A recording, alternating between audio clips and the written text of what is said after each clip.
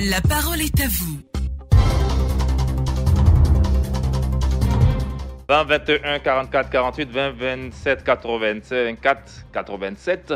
La parole est à vous. Nous allons faire un tour sur notre page Facebook. Grégoire Yaokonon qui nous dit: ce traité d'amitié et de coopération entre la Côte d'Ivoire et le Burkina Faso depuis l'an 2008 est un facteur de rapprochement entre les deux peuples. Il a permis d'installer la confiance qui avait été brisée pendant la crise qu'a connue la Côte d'Ivoire. Pour une amitié véritable entre les deux peuples, les différents responsables politiques des deux pays doivent sensibiliser à grande échelle leurs différents ressortissants quant au respect des lois des pays d'accueil et surtout éviter les conflits intercommunautaires afin d'éviter qu'un ressortissant d'un des deux pays verse le sang de l'autre. D'ailleurs, il est en ligne, Grégoire Yaokonon. Bonjour. Oui, bonjour, M. Aboussila. On vient de lire votre commentaire, mais on vous écoute. Oui. En tout cas, il faut dire que depuis 2008, ce traité d'amitié et de coopération a permis de quand même rapprocher les deux peuples. Parce qu'il faut dire que lorsque la Côte d'Ivoire a connu la crise, il y a eu une petite tension entre les deux pays. Et avec l'accord de Ouagadougou, voilà, le traité d'amitié et de coopération a suivi. Et depuis lors, les deux peuples vivent vraiment en parfaite harmonie. Mais ce que je voudrais que les autorités politiques des deux pays fassent, c'est une sensibilisation à grande échelle des deux peuples. Parce que souvent, on assiste à des conflits communautaires, surtout dans les zones forestières, sur les problèmes de terre et autres. Et il faudrait que s'il y a un problème, voilà, les deux peuples puissent s'asseoir pour négocier, que vraiment de passer par des règlements et entre eux qui aboutissent généralement au sang versé. Voilà, c'est un peu ça mon avis ce matin. D'accord. Donc, au-delà des projets de développement, vous souhaiteriez que l'accent soit mis sur ce pan de la coopération. Exactement. Parce que, M. Aboussila, il faut dire que nous qui exerçons un peu en zone forestière, ces conflits-là, chaque fois récidivent. Il faudrait vraiment... C'est vrai, les conflits ne peuvent pas finir, mais si il y a... Ce traité parle aussi de la cohabitation, du vivre ensemble.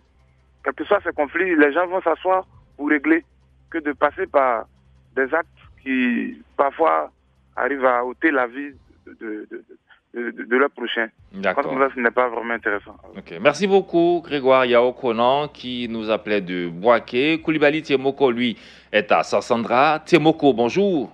Bonjour, Aboussila. Nous vous écoutons, Tiemoko.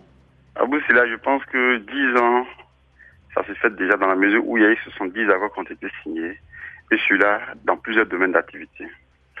Moi, je salue déjà cette coopération, ou cette amitié de coopération, mais je voudrais qu'on aille un peu au-delà pour créer un peu une synergie entre les peuples. Je prends le cas de l'Abissa, par exemple. L'Abissa est une fête de génération en Côte d'Ivoire. Il faudrait qu'on ressente un peu le peuple burkinabé impliqué évidemment dans cette fête, comme le font généralement les Ghanéens. Vous voyez, la coopération est seulement politique, mais elle n'est pas traditionnelle. Donc je voudrais inviter les acteurs politiques à plus se pencher sur le côté traditionnel du STOT, à amener les peuples à partager les mêmes visions. Voilà. D'accord. Merci beaucoup, Koulibaly Tiemoko, qui invite les peuples à partager les mêmes visions. 20 21 44 48, 20 24 27 87. Nguessan Alangba depuis Djebonoa. Nguessan Alangba, vous êtes à Djebonoa. Bonjour. Bonjour, mon frère. La parole est à vous. Au frère de Tolatan Kro et de Sefekro. Bon, écoutez, je salue cette coopération. Je demande la politique qu'a menée le premier président de la Côte d'Ivoire pour préserver l'ambiance autour des pays frontaliers. Je crois que le travail qui s'est fait aujourd'hui en Côte d'Ivoire, hier on a présenté les routes et je pense que c'est une très bonne chose. L'autoroute de Yamsoukro-Ouaka, c'est une très bonne chose. Mais il y a toujours un mais. Le comportement qu'adoptent, je crois, vos frères au Burkina, je pense que ce n'est pas le même comportement que certains Burkinabés adoptent ici en Côte d'Ivoire, plus précisément à Boaké. Vraiment, c'est de l'incivisme total. Il faut qu'ils se penchent sur ce côté-là.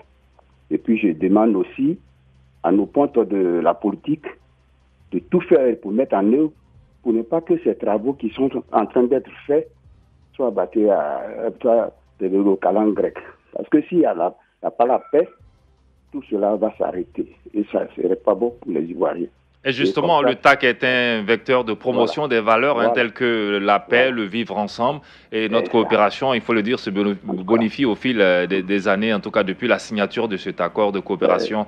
Je le rappelle, c'était le 26 juillet 2008. Oui, c'est cela. Il faut aller au-delà.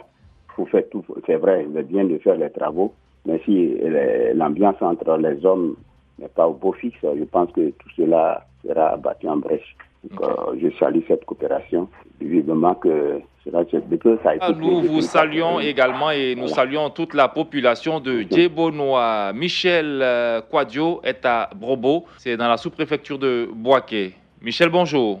Bonjour, M. Abou. Alors, au-delà des liens historiques entre la Côte d'Ivoire et le Burkina Faso, quelle lecture faites-vous du bilan du TAC, le traité d'amitié et de coopération entre les deux pays? Si je ne me trompe pas, nous sommes au 7e traité. À la 7e édition, tout à fait. Voilà. C'est-à-dire que en termes d'avancement, il faut saluer vraiment ce traité d'amitié et de coopération. Alors, pour gagner ce qu'on appelle le pari de développement, il va falloir se mettre ensemble, essayer de faire comme les autres pays européens se mettent ensemble et comme ça, les deux peuples peuvent avancer. Alors, je ne vous rappelle rien depuis des siècles, pour ne pas dire depuis des années, la Côte d'Ivoire a des bonnes relations avec le Burkina Faso par l'existence du Sitaraï. Et aussi, depuis Houphouët-Boigny, vraiment, la Côte d'Ivoire et le Burkina Faso entretiennent de bonnes relations.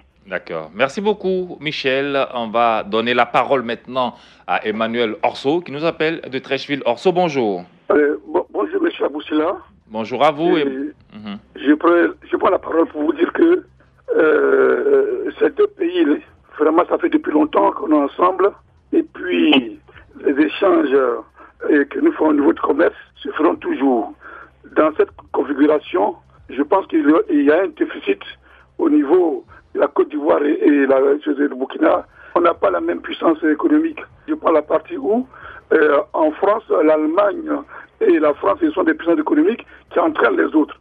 Mais, excusez-moi, mais dans la CEDEAO, la Côte d'Ivoire est plus devant par rapport au Burkina. Donc, les deux ne peuvent pas entraîner les autres.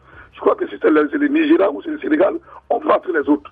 Mais au niveau frontalier, ce sont les mêmes peuples. Et je crois qu'aujourd'hui, quand vous écoutez tout le monde, on ne se base pas trop sur les échanges que vous dites 70 accords. C'est pas ça qui nous intéresse. Pour nous, c'est une évidence qu'on doit avoir des accords. Ce qui nous intéresse au niveau politique. Et nous étions un peuple là, et les politiques sont venus surfer sur nos différences pour nous diviser jusqu'à aujourd'hui. Je crois que réunion qu'on fait de part et d'autre, les gens ne voient pas les accords, les gens voient l'amitié qu'ils sont en train de forcer, que les politiciens sont en train de forcer pour nous réunir de nouveau. Et c'est ça qui est difficile. Quand on parle de comportements aujourd'hui, des incivistes entre les deux pays, c'est là-bas que nous pensons qu'il y a des équilibres. Donc, il faudra que continuellement, ces réunions qu'on fait de part et d'autre, peut-être doit entraîner le peuple à ce qu'on se voit, à notre voix. Donc, moi je pense qu'il faut qu'il continue, mais que le côté politique soit réglé et qu'on ne revienne plus, qu'on ne divise pas les deux peuples en parlant, oui, vous êtes ici, vous êtes avec nous, vous êtes à tel côté, vous êtes à tel parti, et ça n'est que des problèmes. Donc les politiciens, vraiment, leur demandent de ne pas tout surfer, parce que ça crée des divisions qu'on ne peut plus refermer. L'Allemagne et la France ont eu une guerre, mais aujourd'hui, ils sont aujourd'hui unis politiquement. Voilà, donc au niveau des échanges commerciaux, si on doit entraîner les autres, c'est pas le Burkina que la Côte d'Ivoire qui vont entraîner les autres. Il faut que le Burkina ait d'autres puissances. Donc il faut une locomotive pour pouvoir tirer ce développement dont on parle. Voilà. Merci. Bien, M. Abouzila. Merci beaucoup, Emmanuel Orso. Et je rappelle que les présidents Alassane Ouattara et Roch Marc Christian Kaboré sont depuis hier à Yamoussoukro. C'est aux alentours de 16h45 que Alassane Ouattara est arrivé à Yamoussoukro. Il a été accueilli par le vice-président Daniel Kablan-Duncan et l'ensemble des membres des deux gouvernements, celui du Burkina Faso et de la Côte d'Ivoire. Et puis ensuite, vers 17h15, le président burkinabé Roch Marc Christian Kaboré est arrivé. Les deux, après les honneurs secteur militaire, bien entendu. Les deux présidents se sont adressés à la presse. 2021 44 48, 2024 27 87. On va échanger avec Dosso Vassougou. Bonjour Dosso. Bonjour monsieur Boussila. On vous écoute, la parole est à vous. La Côte d'Ivoire et le Burkina Faso, à travers les liens historiques ont permis aux deux peuples de fraterniser en paix. Le traité d'amitié et de coopération vient encore renforcer les liens entre les deux peuples qui ont une vision commune. Moi, mon souhait est que les dirigeants de ces deux peuples concrétisent leurs projets de développement pour le bien-être de leurs populations respectives. Parce que la Côte d'Ivoire et le Burkina Faso ont vécu depuis longtemps ensemble. Les petites palades qui se mènent entre les Burkinabés et les Ivoiriens, c'est les chevauchées qui arrivent, c'est pas de leur faute. Souvent, ça peut venir par des imprévus. Je pense que c'est pas cela la guerre. Je pense que qu'on fait tout possible pour que les deux peuples se fraternisent et mettre les projets ensemble pour évoluer, quoi. D'accord. Merci beaucoup, Dosso Vassougou. C'est ce qu'ils essaient de faire justement à travers le TAC, le traité d'amitié et de coopération entre les deux pays, dans le cadre de ce traité entre le Burkina et la Côte d'Ivoire. La 6e conférence au sommet des chefs d'État, on va le rappeler, s'était tenue en juillet dernier à Ouagadougou sous la présidence de leur Excellence Alassane Ouattara et de Roch-Marc Christian Kaboré. Alors le 7e TAC se tient donc en Côte d'Ivoire et se déroule à Yamoussoukro. La parole est à vous aujourd'hui, c'est terminé, mais avant de vous quitter, on va lire quelques commentaires très rapidement. Steve Biko, ce sujet m'intéresse parce que le Burkina Faso a fait beaucoup pour notre pays. Ensuite, c'est à l'issue du partenariat que nous avons eu l'accord politique de Ouagadougou. Donc, il va falloir que nous consolidions cette amitié, car rien ne vaut mieux que la paix. Bertin Tola, 10 ans d'amitié, 70 accords signés. Ce n'est pas rien, mais il est temps d'accélérer la réalisation des grands projets intégrateurs, surtout la construction de l'autoroute Yamoussoukro-Ouagadougou, longue vie au TAC, qui est un bel exemple de coopération sud-sud. Et puis, Dominique Amoa, c'est un exemple de coopération qui doit servir d'exemple aux autres pays de l'espace CEDEAO. On se retrouve lundi pour un autre numéro de La Parole est à vous et vous serez en compagnie de Adama Bakayoko. C'est terminé. Merci.